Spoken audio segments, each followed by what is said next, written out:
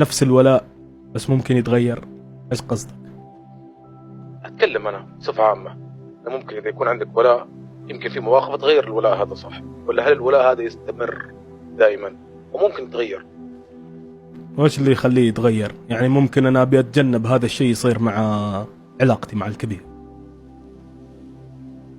هل ممكن الكبير الآن أنت عندي سؤال. أنت طبعا سمعت أن في الرجل الأول والثاني والثالث والرابع، أي واحد فيهم؟ ما شاء الله انت عندك العلم كامل. لا لا تشيل هم، عندي كل المعلومات. ايش المعلومات اللي عندك؟ اعطني معلومة واحدة.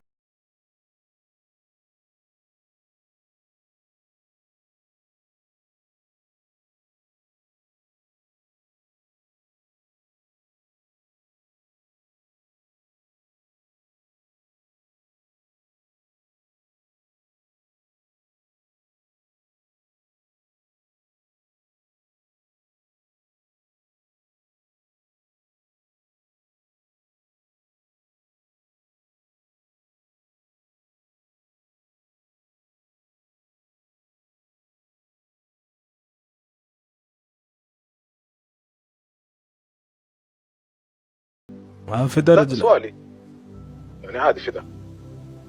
اذا جاء شخص واخذ مكاني فهذا يعني ان الشخص اللي اخذ مكاني يستحق المكان وانا قصرت. حتى إذا ممتاز. أنت الآن كم لك؟ أنت تقريبا الآن لك 9 شهور 10 شهور أنت في المكانة هذه، ولا كم لك؟ والله كثير. جاك شخص أسبوع واحد واخذ مكانك، يفرق معاك ولا عادي؟ يعني قصدك شخص جاء لحزب الكبير وخلال أسبوع أخذ مكاني؟ أخذ مكانك في رجله. الكبير ما بيحطه في هذا المكان إلا لسبب واحد، إنه هو أفضل مني، وأي شيء يدعم الحزب ويخلي الحزب أقوى أنا معاه. هذه في النهاية أرقام. ما اختلف أرقام. إذا أنت ما كنت مقصر، بس برضو إذا لفيت ودرت تحس إنه في استنقاص منك. أنت إنسان ما قاعد تقصر، قاعد تجتهد. جاء في يوم وليلة جاك شخص أخذ مكانك. لا في أحد أخذ مكانك؟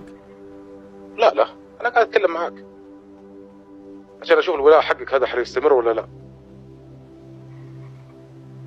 ما أدري، لكل حادثة حديث. إذا بالفعل شفت الشخص 100% يستحق أكيد، بس إذا شفت الشخص أقل مني شأن وأقل مني عمل فبسأل الكبير، قول له ليه؟ إيش اللي طلع مني؟ إيش اللي بدر مني؟ مو تشكيك في الكبير، بس عشان أعرف الغلط وأعدله.